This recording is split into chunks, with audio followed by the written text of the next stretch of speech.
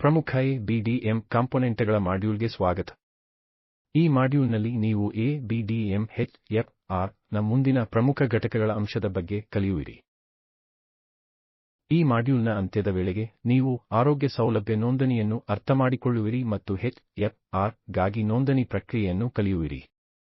ಎಚ್.ಎಫ್.ಆರ್ ಎಂಬುದು ಆಸ್ಪತ್ರೆಗಳು, ಚಿಕಿತ್ಸಾಲಯಗಳು, ಲ್ಯಾಬ್ಗಳು, ಔಷಧಾಲಯಗಳು ಮುಂತಾದ ನೋಂದಾಯಿತ ಮತ್ತು ಪರಿಶೀಲಿಸಿದ ಆರೋಗ್ಯ ಸೌಲಭ್ಯಗಳ ಸಮಗ್ರ ಭಂಡಾರವಾಗಿದೆ. ಇದು ಭಾರತದಾದ್ಯಂತ ವಿವಿಧ ಆರೋಗ್ಯ ಸೇವೆಗಳನ್ನು ಡಿಜಿಟಲ್ ರೂಪದಲ್ಲಿ ಸಂಪರ್ಕಿಸಲು ಮತ್ತು ತಲುಪಿಸಲು ಸಹಾಯ ಮಾಡುತ್ತದೆ. ಈಗ ಎಚ್.ಎಫ್.ಆರ್ ನಲ್ಲಿ ನೋಂದಾಯಿಸಲು ಸೌಲಭ್ಯ ಆಯ್ಕೆ ರಚಿಸಲು ಅನುಸರಿಸಬೇಕಾದ ಹಂತಗಳನ್ನು ನೋಡೋಣ.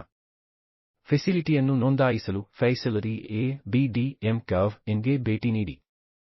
ವೆಬ್ಸೈಟ್ ಬಳಸಿಕೊಂಡು ಎಚ್.ಎಫ್.ಆರ್ ಗೆ ಫೆಸಿಲಿಟಿ ಮ್ಯಾನೇಜರ್ ಆಗಿ ಲಾಗ್ ಇನ್ ಮಾಡಿ. ನೋಂದಣಿ ಫಾರ್ಮ್ ಅನ್ನು ಭರ್ತಿ ಮಾಡಿ. ಫೆಸಿಲಿಟಿ ವಿವರಗಳನ್ನು ನಮೂದಿಸಿ ಮತ್ತು ಫಾರ್ಮ್ ಅನ್ನು ಪೂರ್ಣಗೊಳಿಸಿ. ಸಲ್ಲಿಸಿದ ನಂತರ ಫೆಸಿಲಿಟಿ ಐಡಿ ಅನ್ನು ರಚಿಸಲಾಗುತ್ತದೆ. ಎಲ್ಲಾ ಫೆಸಿಲಿಟಿ ಮಾಹಿತಿಯನ್ನು ಸಲ್ಲಿಸಿದಾಗ ಸ್ವಯಂಘೋಷಿತ ಎಂದು ಪರಿಗಣಿಸಲಾಗುತ್ತದೆ. ಫೆಸಿಲಿಟಿ ಸ್ಥಳವನ್ನು ಆಯಾ ರಾಜ್ಯ ಅಥವಾ ಕೇಂದ್ರಾಡಳಿತ ಪ್ರದೇಶದ ಸರ್ಕಾರಿ ಅಧಿಕಾರಿಗಳು, ಕೌನ್ಸಿಲ್ಗಳು ಅಥವಾ ಸಂಸ್ಥೆಗಳು ನೋಂದಣಿಗಾಗಿ ಪರಿಶೀಲಿಸುತ್ತವೆ.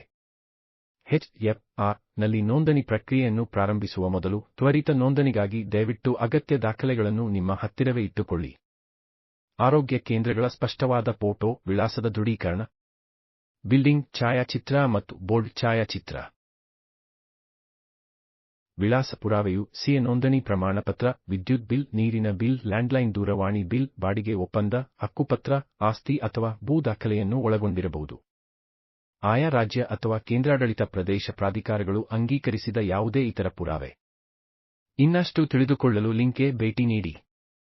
ಈ ಮಾಡ್ಯೂಲ್ ಒಳಗೊಂಡಿರುವ ಅಂಶಗಳನ್ನು ಸಂಕ್ಷಿಪ್ತಗೊಳಿಸೋಣ.